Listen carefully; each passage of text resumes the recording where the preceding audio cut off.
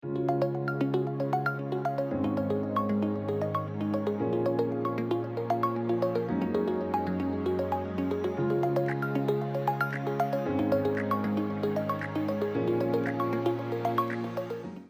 buenas tardes.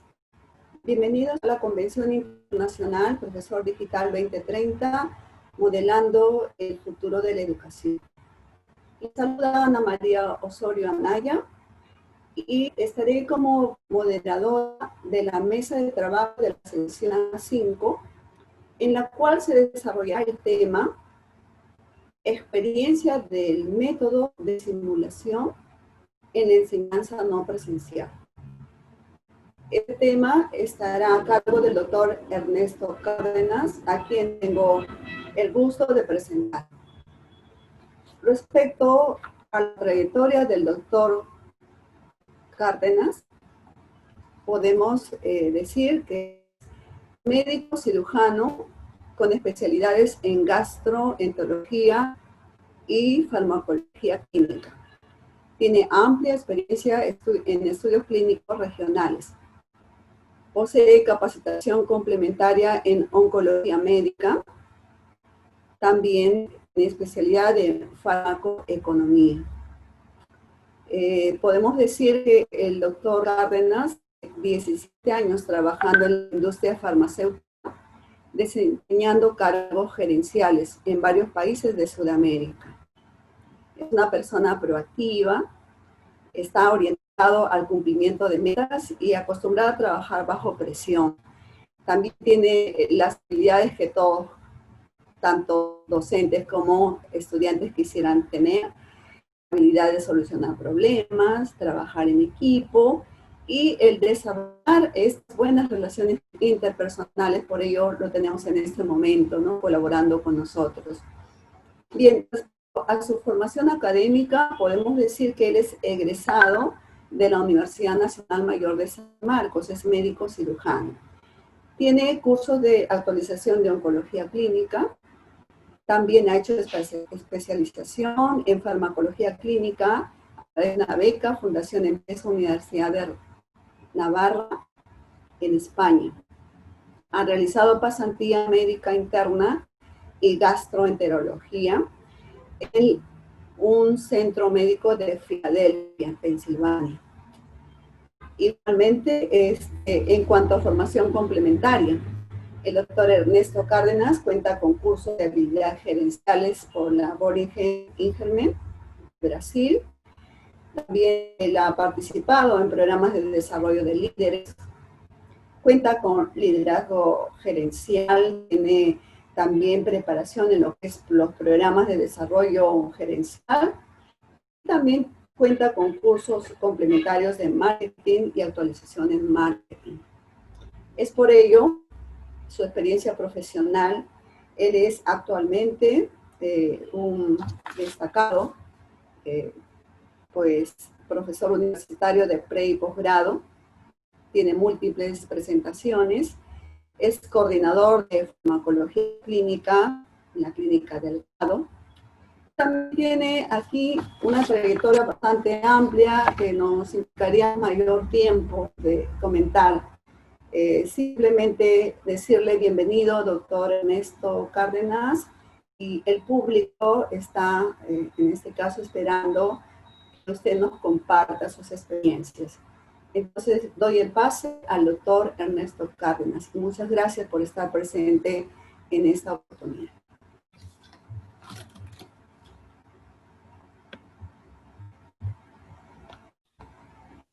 Muchas gracias, magistra Ana María Osorio, por tan benigna presentación. Muchísimas gracias. Es siempre un honor volver al alma mater. Yo, como sanmarquino, siempre encantado de volver y poder compartir nuestra experiencia, aunque sea pequeña. Tal vez algo pueda colaborar con la misma en su formación.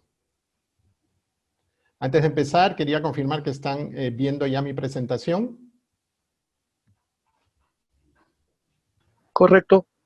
Perfecto, muchísimas gracias. La idea que tenemos es de presentar en estos 35 minutos o 40 minutos la experiencia que hemos tenido en la Universidad de Piura respecto al método de simulación en la enseñanza no presencial. Esta es la agenda que vamos a desarrollar. Esta es la agenda que vamos a desarrollar. Vamos a empezar por una breve introducción y vamos a seguir con unos antecedentes. Comentaremos algo sobre la experiencia en la simulación presencial. Vamos a hablar muy brevemente sobre la crisis COVID-19 y las actividades que se originaron al respecto. Vamos a presentar nuestra experiencia de simulación no presencial y terminaremos con algunas recomendaciones y conclusiones. Pues bien, en los últimos años definitivamente se han presentado algunos cambios derivados de la globalización y de la sociedad del conocimiento. Y esto lo hemos visto nosotros como profesores universitarios. Definitivamente el modelo que vimos nosotros de nuestros profesores ha cambiado en los últimos años. Pero no en los últimos años, estamos hablando de alrededor de 15 o 20 años atrás. La idea es que el día de hoy se formen estos profesionales de la salud, pero con características más humanistas, a la vez científicos también, en no perder esa capacitación científica. Porque nosotros siempre hemos tenido ese objetivo, ¿no? Esa capacitación científica. ¿Y cuál es la idea? Que produzcamos conocimiento. Hoy, la producción de conocimiento es muy, muy, muy importante. Antes, simplemente el tema era estudiar y no hacer nada más. Pero ahora tenemos que producir conocimiento. Aquel médico que no haga un estudio de investigación, de verdad, no es médico y no se considera científico per se. Esta generación de conocimiento debe también de originar generación de innovaciones. Y esto lo estamos viendo dentro del contexto, por ejemplo, de la crisis COVID-19. Hemos visto cómo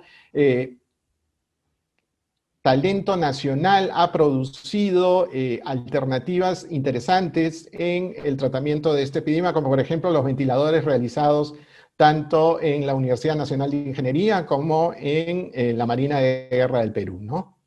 Por lo tanto, la idea sería finalmente redefinir el rol de ese profesor universitario que enseña medicina y explicitar estas competencias y características. Un modelo básicamente centrado en el aprendizaje, ¿no? Ese profesor que enseña debe de orientarse a facilitar el aprendizaje de competencias. Debemos estar enfocados en competencias, que es algo para lo cual no nos formaron, que es algo para lo cual no hemos sido, digamos, modelados, pero que a lo largo del camino hemos ido aprendiendo que es necesario.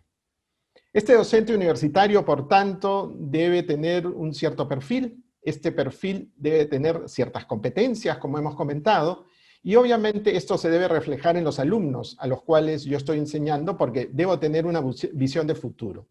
Debo tener objetivos claramente trazados de aprendizaje con temas que sean relevantes, no solo para hoy, sino para el futuro de la práctica de los alumnos. El programa de contenidos debe ser revisado de manera permanente. El avance de la ciencia es muy rápido. Nosotros estamos, digamos, en una vorágine de producción de conocimiento, por lo tanto, tenemos que estar preparados y actualizados al día. Como detalle, un dato: un médico que ejerce una determinada especialidad debe de leer al día por lo menos 20 artículos científicos de su especialidad para estar medianamente actualizado. Imagínense el reto que supone en horario, porque nosotros enseñamos en la universidad, hacemos labor asistencial. Aparte, tenemos que hacer actividad científica, de investigación, tenemos una familia y tenemos que leer 20 artículos científicos específicos. Imagínense, también tenemos que ser genios en la organización del tiempo. ¿Qué competencias deberían adquirir los alumnos en base a este modelo que nosotros estamos proponiendo? Trabajar en equipo, no hay duda. Los equipos son fuertes, la fortaleza radica en la unión del equipo.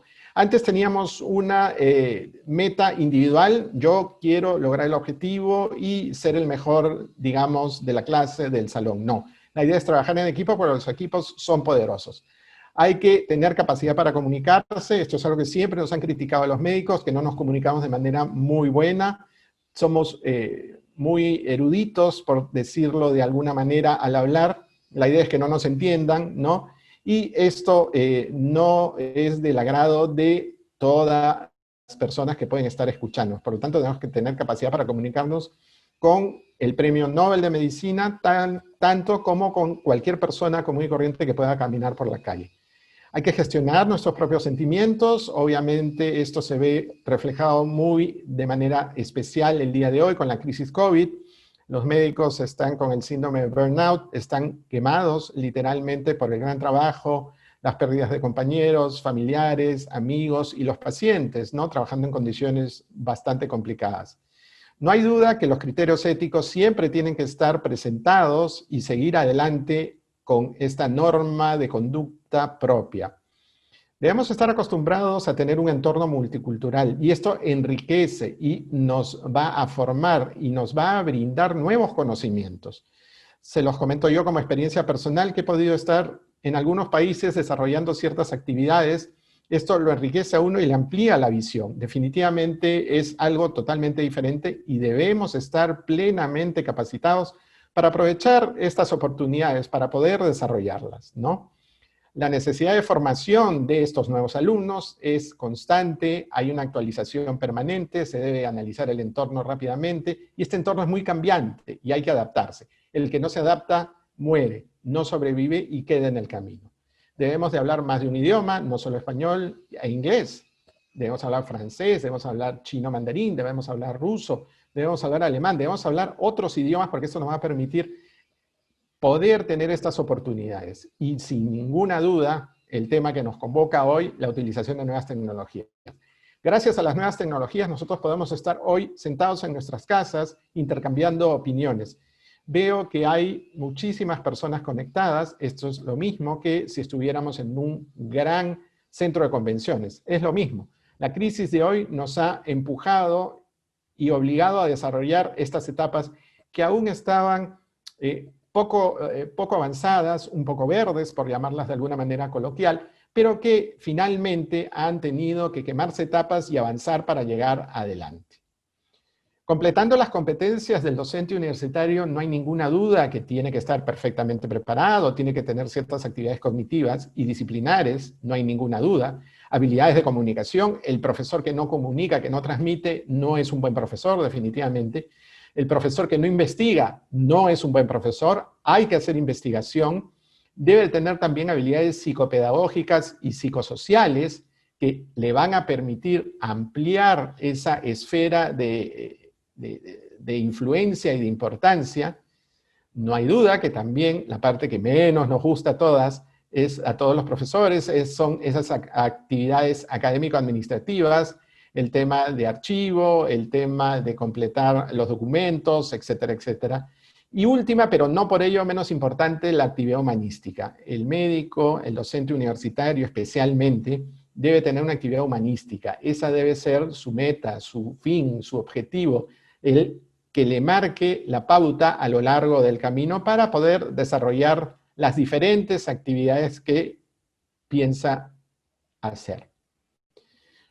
Muy brevemente, algunos antecedentes sobre la universidad en la que trabajo. La Universidad de Piura es una institución educativa privada que se encuentra en dos ciudades, en Piura y en Lima.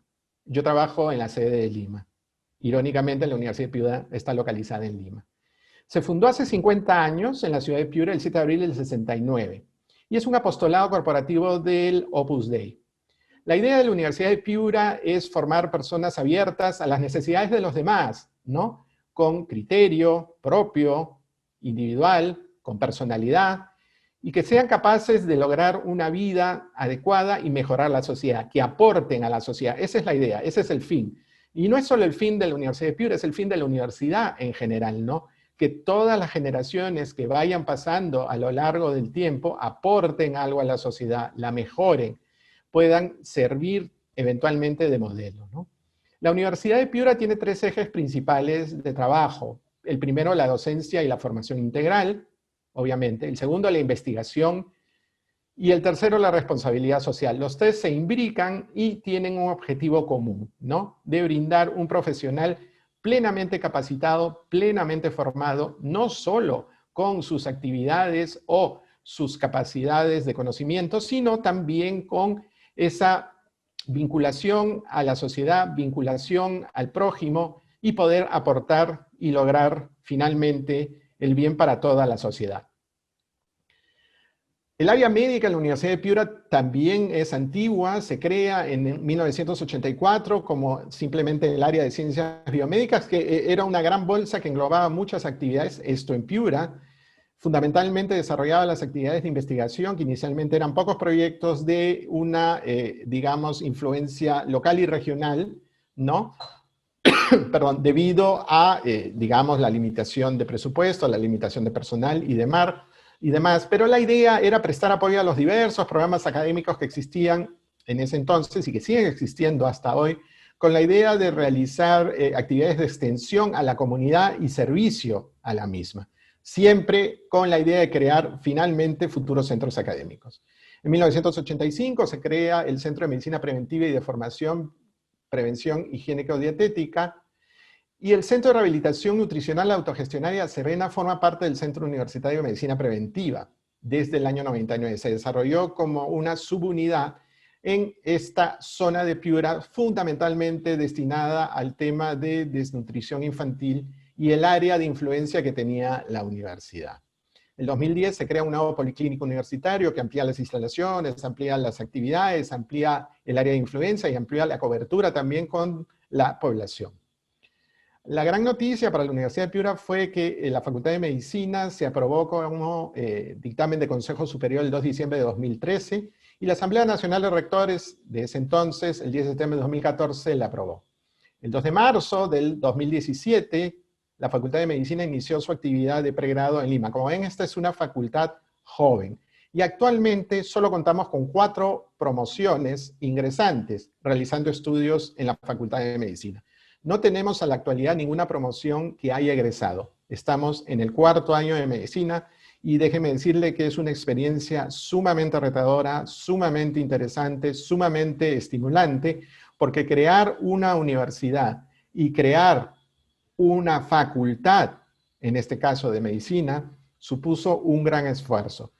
Este grupo de personas que se reunieron con un objetivo común el día de hoy, seguimos siendo pocos, y somos casi una familia. Somos más que amigos, somos una familia porque empezamos desde cero, con pocos recursos, con poca infraestructura, y hemos ido logrando ciertos objetivos. Uno de ellos es la experiencia en simulación presencial. Como dato de introducción respecto al tema de la simulación presencial, les puedo decir que como norma universitaria, la Universidad de Piura no utiliza animales de experimentación para sus prácticas de laboratorio. Esto presenta de cierta manera, si bien es cierto, está dentro de los conceptos básicos de la universidad, presenta un problema potencial para la investigación.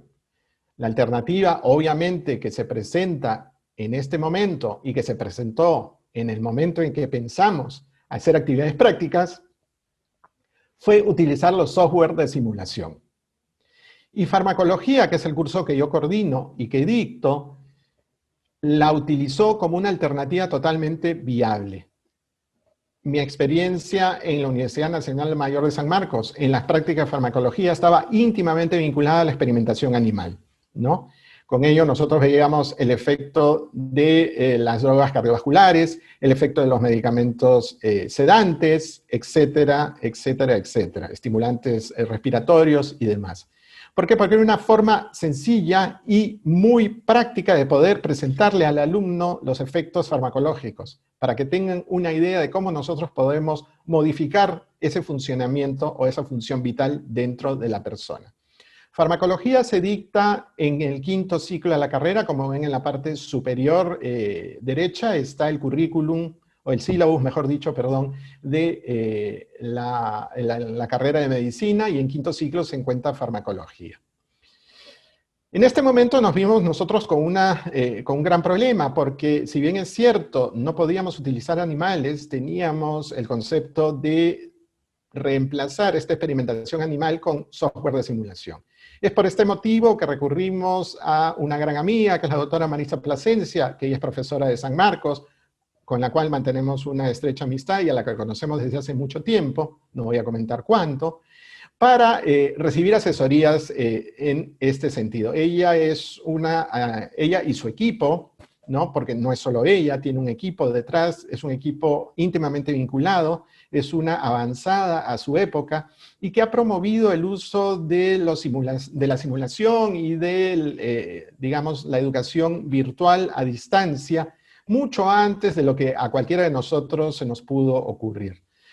Tuvimos varias reuniones con ella, recibimos su soporte, recibimos también la coordinación respectiva y pudimos adaptar estos consejos, esta asesoría para nuestra realidad, que desarrollamos nosotros con su soporte, implementamos un laboratorio de simulación virtual y desarrollamos material didáctico para las prácticas, utilizando dos software muy conocidos por ella, el Microlab y el RAD Cardiovascular. Existen más, pero nosotros utilizamos estos fundamentalmente.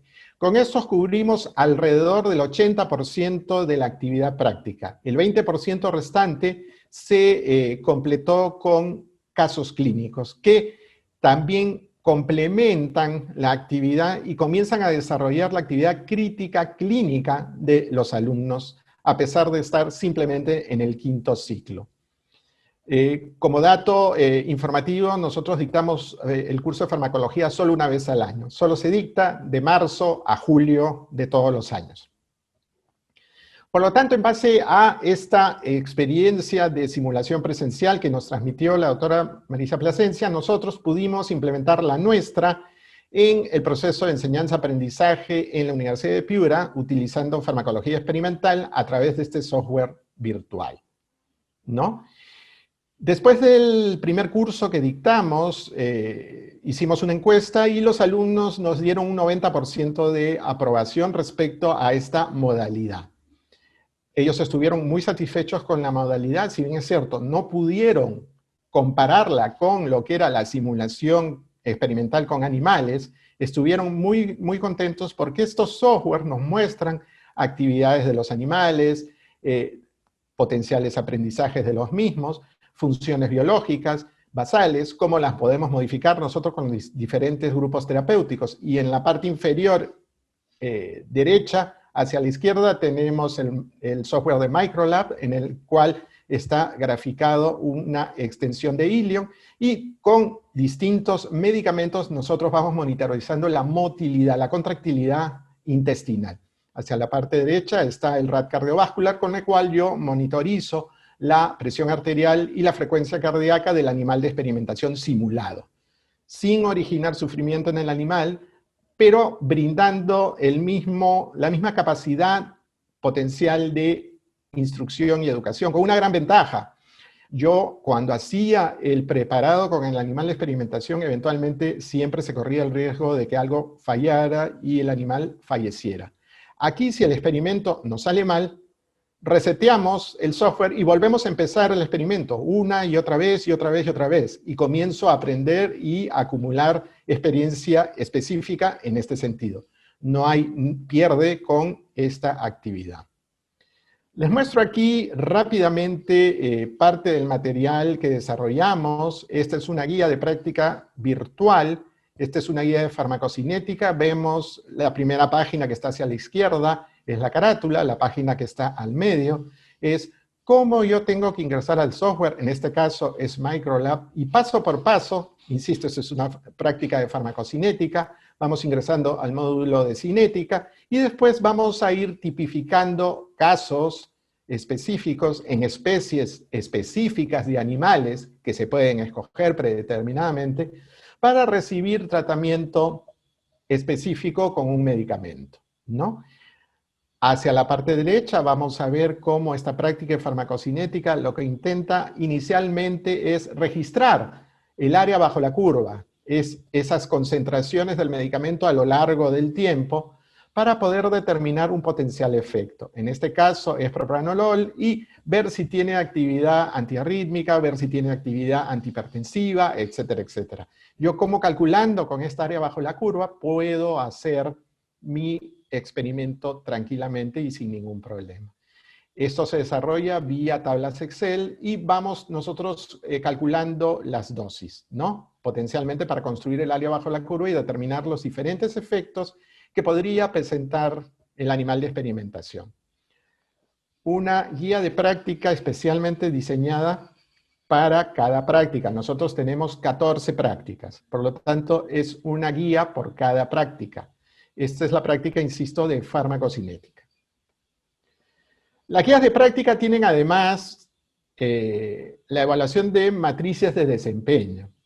Hay evaluación del docente durante y después de la práctica, y hay evaluación interna del grupo de alumnos también. Esta es una modificación bastante interesante que nosotros en nuestra formación no hemos podido ver. La evaluación siempre había sido desde el profesor y para el alumno, pero no desde los alumnos para el resto del grupo.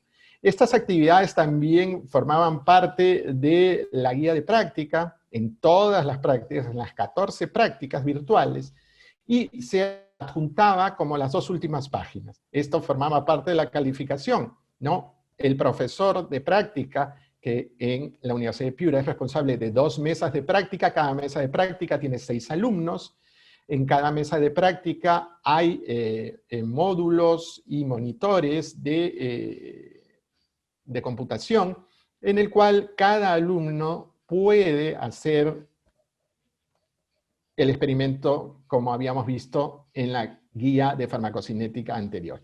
Por lo tanto, esto complementaba la formación científica y didáctica, ¿no? Y le brinda ese carácter humanístico del cual estábamos hablando.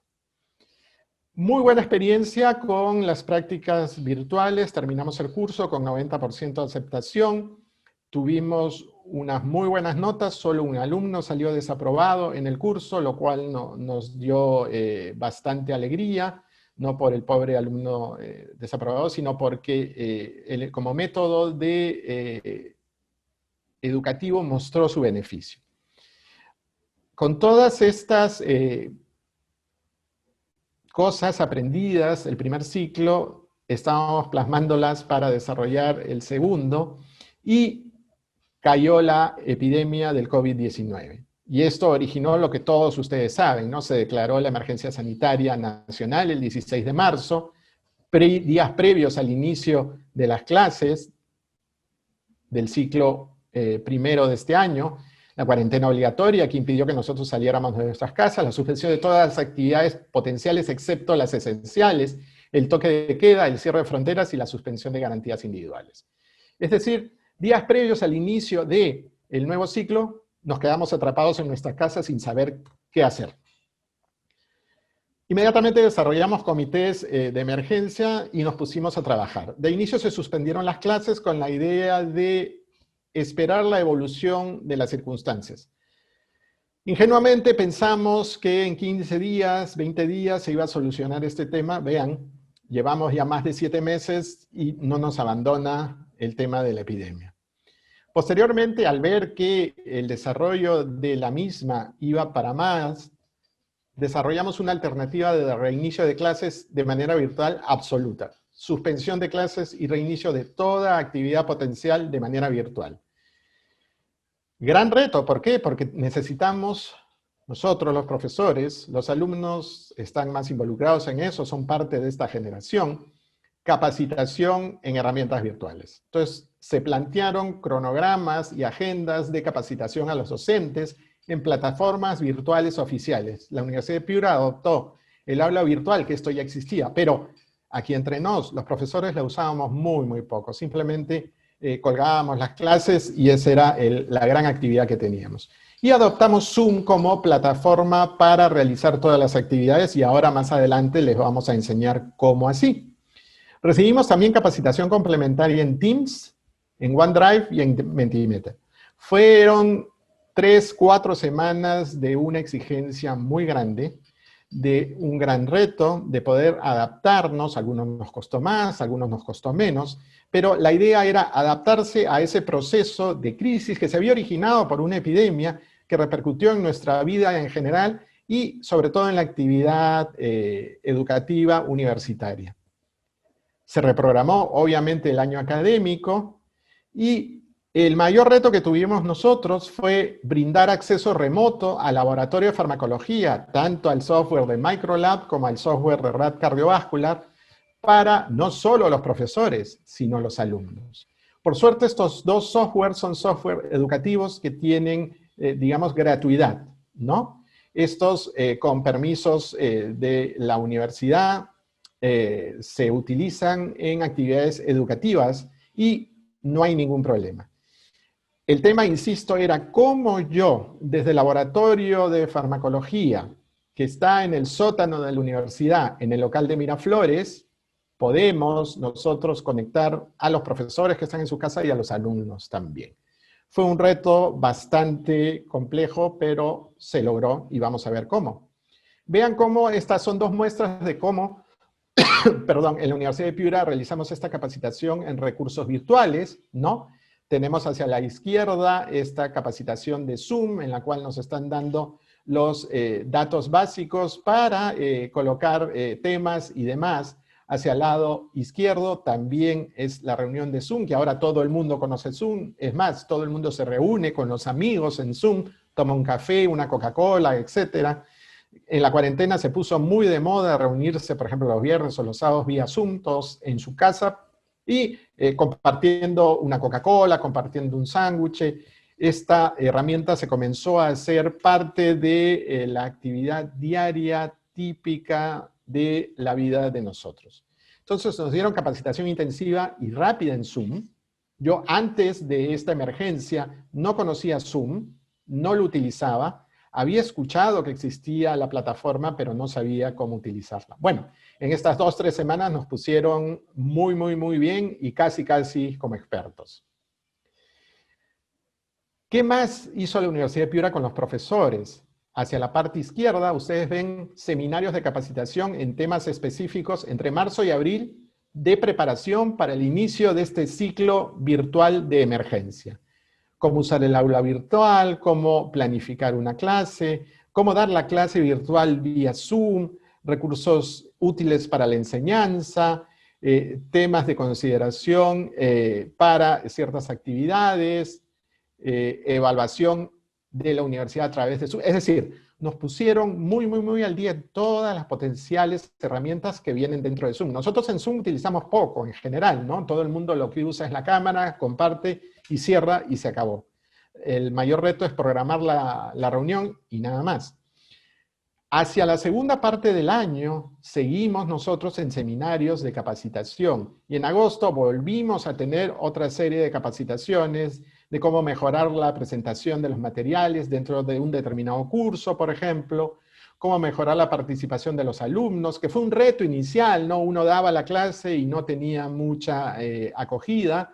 Los alumnos también comenzaron a interactuar más, uno se comenzó a sentir más suelto, más libre, más en confianza y se pudo tener mejores resultados, ¿no? Cómo facilitar ese trabajo, la evaluación y demás. Es decir, 2 grandes bloques de capacitaciones, la primera previa al inicio de las actividades virtuales por la crisis de COVID, la segunda ya en un nuevo ciclo, ya programado, ya sabiendo que tenemos actividades virtuales, que no tenemos actividades presenciales, y los requerimientos que inicialmente desconocíamos en el primer ciclo, en el segundo ya los conocemos a plenitud, ¿no? Estamos haciendo, por ejemplo, simulación en medicina interna, simulación en semiología, que son 2 cursos que necesitan de presencialidad. Imagínense el reto grande de estos 2 cursos. ¿Qué actividades virtuales desarrollamos? Desarrollamos a través de la plataforma Zoom, tal cual como les habíamos comentado, las clases, que no suponía mayor reto, porque uno simplemente habla, como estoy hablando en este momento, y inmediatamente estamos acostumbrados a hacer eso. Los seminarios requerían un poquito más de trabajo porque, si bien es cierto, el profesor guía, los grupos normalmente interactúan y son quienes llevan la discusión. El profesor modera y eventualmente guía. Lo que sí supuso un gran esfuerzo fue las prácticas, ese acceso remoto al laboratorio de farmacología con el software de simulación para desarrollar los experimentos ya programados. Y esto es parte de la actividad de Zoom, ¿no? Como todos estamos en esa pantalla con cada cuadradito.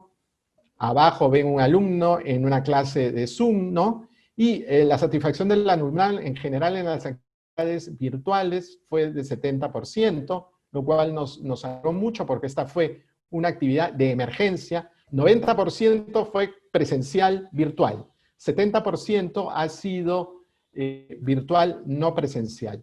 Y dentro del curso de farmacología, lo que nos compete a nosotros, no tuvimos ningún alumno aprobado. Esto quiere decir que las actividades puestas complementarias de educación en farmacología se obtuvieron de buena manera.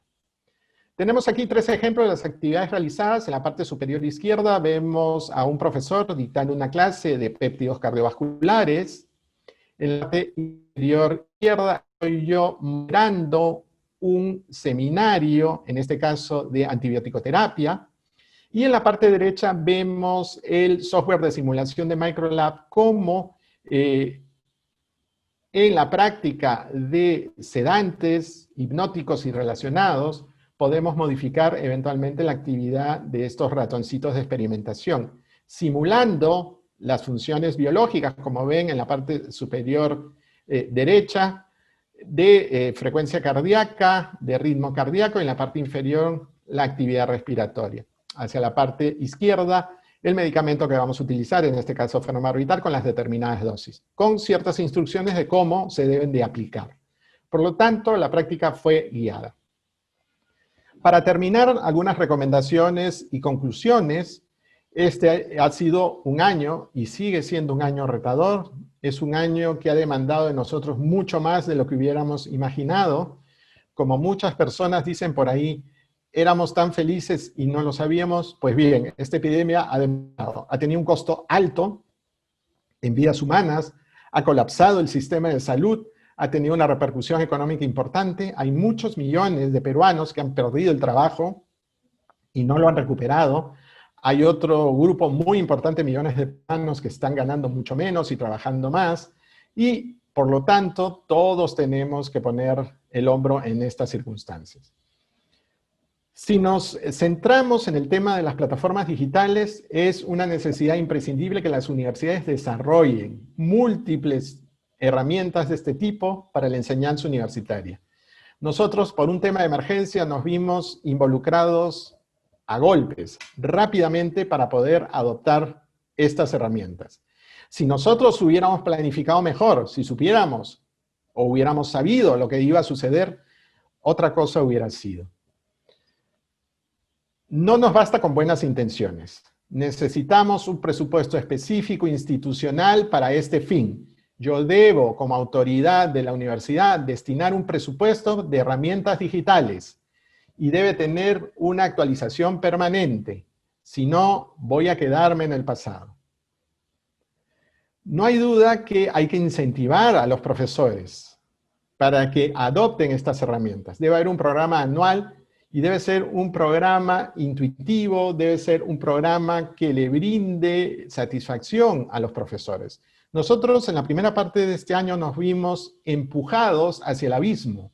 No nos quedó otra alternativa más que realizar esta capacitación. Ahora ya sabemos que esto existe. Ahora lo manejamos, por lo tanto podríamos programar mejor estas actividades. Socios estratégicos en la adopción e integración dentro de la universidad, los alumnos.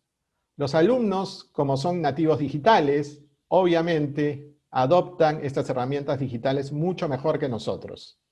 Yo pertenezco a la generación que tuvo que aprender en el camino el uso de las herramientas digitales. No nací con ellas, pero en el camino hacia la adultez me las encontré. Y si uno no aprendía sobre el camino, se iba a quedar atrás, iba a volverse obsoleto. Por lo tanto, hay que involucrar al alumnado en estas actividades y son socios estratégicos y nos han brindado más de una muy buena idea y solución.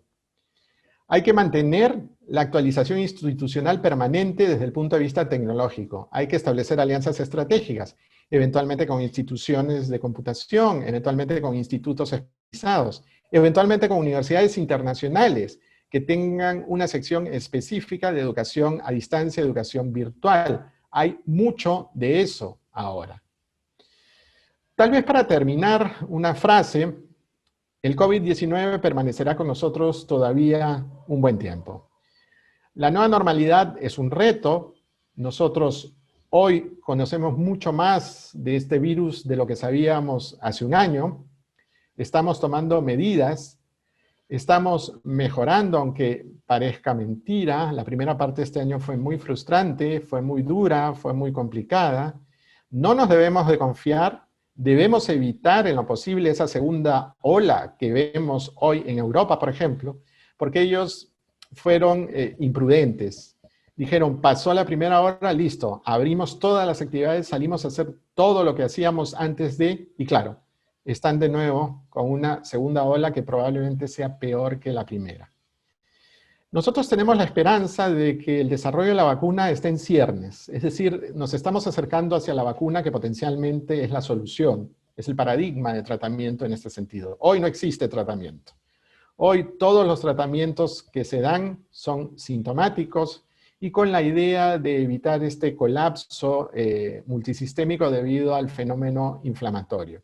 No existe tratamiento específico y la mejor, digamos, herramienta o la mejor forma de ver que no existe este tratamiento específico es como el Ministerio de Salud y de Salud está retirando todos estos medicamentos que han propuesto inicialmente como tratamiento, no para todo el mundo, sino para ciertos pacientes que tenían complicaciones. Por lo tanto, si llega la vacuna, obviamente nuestras actividades podrían volver a restituirse de forma gradual y paulatina. Mi pronóstico es que el segundo trimestre del próximo año probablemente estemos vacunados. Es poco probable que suceda en el primer trimestre. Por lo tanto, tenemos que terminar este ciclo y tenemos un ciclo más, probablemente, de actividades virtuales exclusivas. Obviamente, vamos a ver qué sucede.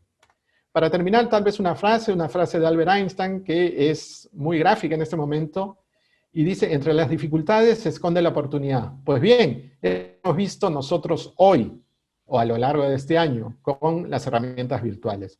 Fuimos, digamos, llevados hacia una situación límite y desarrollamos alternativas de solución con la educación a distancia, la educación virtual. Yo creo que la educación virtual, si bien es cierto, ya existía, pero tenía un nicho específico, hoy ha venido para quedarse y abarcar muchos más espacios. Espero haber podido colaborar en algo con nuestra pequeña experiencia en la Universidad de Piura y quedo disponible para las preguntas que ustedes deseen hacer. Muchas gracias. Excelente frase, doctor Ernesto Cárdenas, para concluir su presentación, y excelente presentación. Realmente nos ilustra mucho las ideas y las innovaciones que se puede hacer para sacar adelante un curso en épocas de pandemia y evidentemente pues con antecedentes que ustedes ya contaban, ¿no? Voy a dar en este momento lectura a una pregunta. Tenemos aquí preguntas. La primera pregunta dice, luego de terminados los problemas de la pandemia, ¿usted cree que aún se mantendrán los cursos o ciclos virtuales? Sí, definitivamente yo creo que la virtualidad, digamos, a gran escala, ha llegado para quedarse, ¿no? Mucho se hacía con los cursos de maestría, por ejemplo, ¿no? Semipresencial, a distancia y demás, que era un nicho en el cual están todas esas actividades virtuales. Yo creo que sí, eventualmente en la transición, porque todavía recuerden que para la vacuna nos falta, vamos a seguir haciendo esto virtual absolutamente, pero después, cuando volvamos a la normalidad, algunas actividades podrían estar realizándose a distancia. Existen proyectos para, digamos, fraccionar la asistencia de los alumnos y eventualmente hacer que un tercio asista simplemente y 2 tercios estén conectados de manera virtual, de manera, digamos, rotativa. Esto existe hoy, esto es parte también de los protocolos de seguridad que están utilizando universidades europeas, por ejemplo, para la vuelta a clase. Claro, ellos, insisto, tienen la gran cosa en contra de que no tienen vacuna y han vuelto a tener todas las actividades. Pero Francia cierra el próximo lunes, de nuevo van a entrar en cuarentena, España está con problemas, Italia, que estaba muy bien, va a volver a tener restricciones, por lo tanto, aquí tenemos herramientas virtuales, yo creo absolutas, por varios meses, por lo menos 6, 8, 10 meses tranquilamente. Pero han venido a quedarse y van a ser una alternativa para nosotros, para la presencialidad. Gracias por su respuesta. Efectivamente, el aprendizaje centrado en el estudiante muchas veces era no tan bien recibido por muchos docentes porque ellos comentaban que hacía falta herramientas tecnológicas, pero hoy en día creo, como usted muy bien dice, a la fuerza todos hemos aprendido a usar esas herramientas mínimamente, las de conectividad, las síncronas y las asíncronas, ¿no? Entonces creo que ya no se va a dar un paso atrás, más bien esto nos sirve a nosotros para que en clases presenciales sigamos y reforcemos y repotenciemos para estas sesiones virtuales, ¿no? Sí, es una gran ventaja. Eventualmente podemos abarcar más estudiantes. Lo que sí tenemos una duda es con esa brecha digital, porque eventualmente hay un grupo de estudiantes que no pueden acceder a tener un internet de calidad con el ancho de banda necesario para hacer todas estas actividades. Para muestra un botón, mi hijo mayor acaba de sustentar su tesis de arquitectura desde la casa, vía virtual, presentando desde la casa los planos que requieren una cantidad de información monumental, ¿no? Y la maqueta desde la casa. Los jurados estaban cada uno en su casa. Imagínense a dónde estamos llegando, ¿no? Insisto, estas herramientas han llegado para quedarse. Gracias, doctor. Tenemos varias preguntas, pero lamentablemente no se va a poder contestar todas. Voy a hacerla en orden. Aquí había una pregunta que se formuló primero, entonces por una cuestión del orden, ¿no? Aquí, quizás como para hacer un poco de retroalimentación, se preguntaba, lo saludan primero, ¿no? ¿Cómo solucionó sus clases de prácticas? ¿Y qué plataforma usó para las simulaciones interactivas, no? Quizás de repente volver a... Las prácticas las usamos como parte del proceso de aprendizaje vía Zoom. La plataforma Zoom nos permitió dar clases, seminarios y prácticas. Y las prácticas utilizamos o casos clínicos o, en el 80%, de nuevo, los software de simulación de Microlab y cardiovascular y RAD cardiovascular, dándoles acceso virtual a estudiantes y profesores a través de un link al software en el laboratorio que está instalado en el laboratorio de farmacología. Parte de la solución también es elaborar grupos colaborativos, ¿no? Tenemos esta idea en conjunto con la doctora Plasencia de que las universidades deberían unirse como centros de educación, como centros de conocimiento y saber y potenciar estos resultados. En la unión van a ser la fuerza, definitivamente, y si las universidades nos unimos en este sentido, sin ningún afán de competencia, podemos obtener beneficio. Sí. Aquí hay otra pregunta que la puedo fusionar. Dice, durante esta experiencia, sobre todo en los simuladores, ¿tuvieron suficiente capacidad tecnológica para atender a sus alumnos? O en todo caso, ¿qué limitaciones tuvieron y cómo las superaron? Y la siguiente, que está relacionada, dice, el éxito de lo aplicado en su universidad, en cierta forma, podría depender del nivel de tecnología que poseen los estudiantes, equipo, conectividad. O sea, esa pregunta es común. Y obviamente le quisiera complementar. Y para que esto funcione, ¿usted cuánto define el número de alumnos ideal? ¿Son 50 alumnos, 20 alumnos? O sea, ¿cuál es su propuesta de su experiencia, no? Ok, sí. No hay duda que aquí los héroes de esta experiencia de simulación virtual fueron los encargados de sistemas. Definitivamente el Departamento de Sistemas nos brindó a nosotros los medios necesarios para poder cumplir con los alumnos en clases, seminarios y prácticas. Sobre todo en prácticas que era muy demandante, insisto, brindar acceso remoto a todos los profesores, a todos los estudiantes, a el software de simulación. Definitivamente el secreto del éxito es tener un buen sistema, un buen equipo de sistemas, tener la infraestructura adecuada. No hay duda que el grupo de estudiantes también es importante. Nuestra facultad es una facultad pequeña. El primer grupo de estudiantes que recibimos fueron 33, el segundo grupo fueron 50. Es un grupo bastante manejable, por lo tanto, es bastante adaptable a las necesidades. Pero insisto, si la tecnología no hubiéramos podido hacer esto. Sí, en realidad hay varias preguntas muy importantes, pero tenemos solamente para una. Doctor, mire, aquí dice que siempre existen pros y contras. Usted dice cuáles son los pros y contras de la simulación que realizan, se lo podría abreviar. Y la otra que también es muy importante, los exámenes. ¿Los exámenes parciales o finales deberían seguir siendo por formularios o ya debería considerarse desfasados? Para que más bien buscar quizás a través de trabajo de investigación grupal, que los alumnos puedan reemplazar esta nota que corresponde justamente a ese tipo de evaluación, ¿no? Con eso creo que ya le voy a dar el pase para dar los últimos minutos de su respuesta y su despedida. No sin antes agradecerle su brillante participación. En realidad hemos disfrutado mucho de su conferencia. Ya nos ha dado muchas ideas para estar en colaboración también con usted. Estoy seguro que todos van a querer conectarse para buscar más respuestas de su propia experiencia. Muchas gracias, doctor Ernesto. No, muchas gracias a ustedes de nuevo por la invitación. No hay duda, nosotros hemos adaptado el modelo tradicional a un modelo, digamos, innovador, inicialmente por, digamos, afición de cada uno de nosotros o por gusto, pero después por obligación debido a la crisis del COVID. No hay duda que las actividades formales de los exámenes, los formularios y completar y todo eso van a seguir transcurriendo en el transcurso del tiempo. Actividades de investigación son básicas. En la Universidad de Piura se hace investigación desde el primer ciclo, ¿no? Y desde el primer ciclo se le va preparando al alumno para que al egresar ya tenga su tesis lista, para que vaya haciendo su proyecto de investigación a lo largo del camino.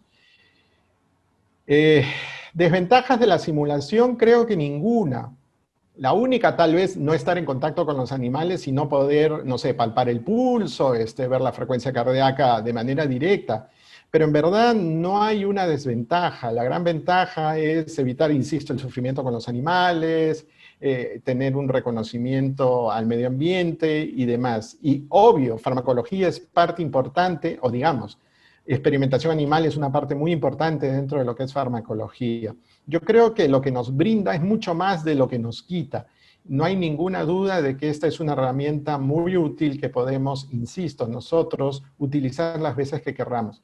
Insisto, cuando el preparado se malograba, no había opción a volver a empezar. Aquí nosotros, si el experimento no nos sale bien, podemos volver a hacerlo, analizar en qué nos equivocamos, en qué no nos equivocamos.